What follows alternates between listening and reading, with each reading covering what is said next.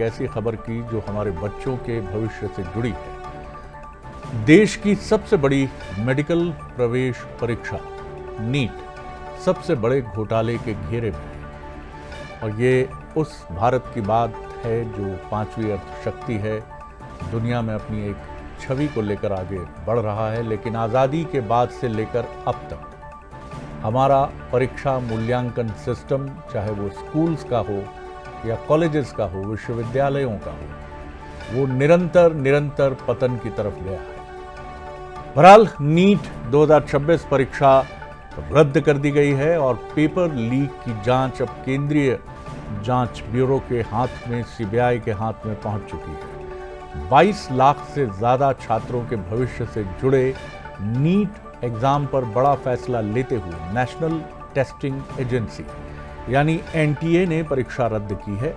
NTA DG Abhishek Singh ने माना कि परीक्षा में हुई गड़बड़ी के लिए एजेंसी जिम्मेदार है और अब 6 से 8 दिनों के भीतर दोबारा परीक्षा की नई तारीख घोषित की जाएगी। सूत्रों के मुताबिक नीट का पेपर एक कथित क्वेश्चन बैंक के जरिए नासिक से लीक हुआ, जिसमें फिजिक्स, केमिस्ट्री और बायोलॉजी के 300 से ज्यादा सवाल हैं। चौंकाने वाली बात यह है कि इनमें से करीब 150 सवाल हूबहू परीक्षा में पूछे गए।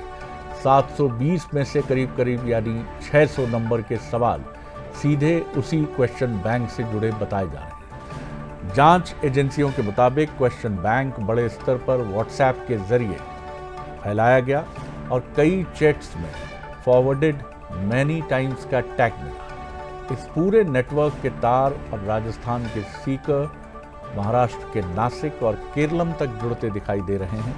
ऐसी भी खबरें हैं कि केरलम के एक मेडिकल स्टूडेंट ने अपने पिता को, जो कोचिंग इंस्टीट्यूट से जुड़े हैं, व्हाट्सएप के जरिए ये पेपर भेजा और कहा हॉस्टल की सभी लड़कियों को दे दिया जाए। नासिक से एक संदेही को हिरासत में लिया गया है, लेकिन सबसे बड़ा सवाल यही है 22 लाख छात्रों के भविष्य से खिलवाड़ का जिम्मेदार कौन है। मध्य प्रदेश की बात करें, 2025 के आंकड़ों की बात करें तो 1,20,000 से ज़्यादा स्टूडेंट जो हैं वो नीट की परीक्षा के लिए इसमें अपेयर होते हैं, जिनमें से करीब जो ये संख्या है, इनमें 60,000 के आसपास के चयन की बात भी सामने आती है और इसमें 45,000 से ज़्यादा स्टूडेंट छत्तीसगढ़ के शामिल हैं, जिनमें से करीब 20,000 का चयन 2025 के आंकड़ों की बात करें तो नीट में हुआ है। लेकिन बेहद चौंकाने वाला मामला, स्तब्ध करने वाला मामला।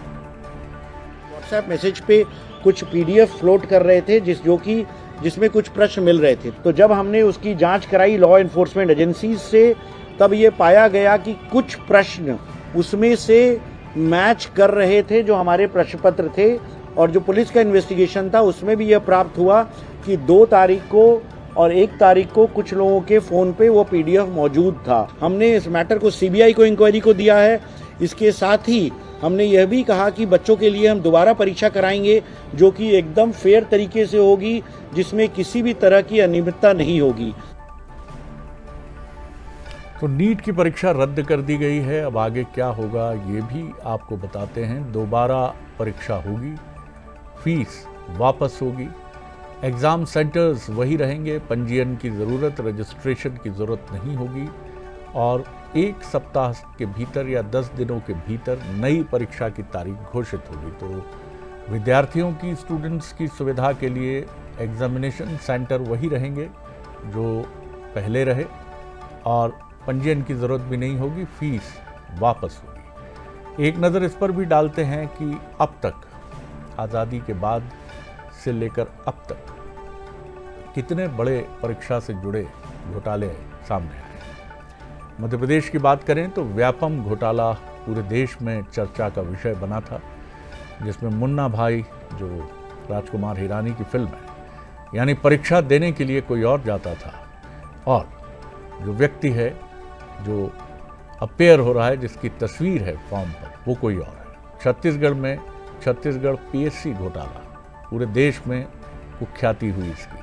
उत्तर प्रदेश यूपीएससी और पुलिस भर्ती, राजस्थान रीट भर्ती परीक्षा विवाद, 2016 में नीट पेपर लीक का आरोप, राष्ट्रीय स्तर पर 2026 की बात करें तो नीट का पेपर लीक और परीक्षा रद्द।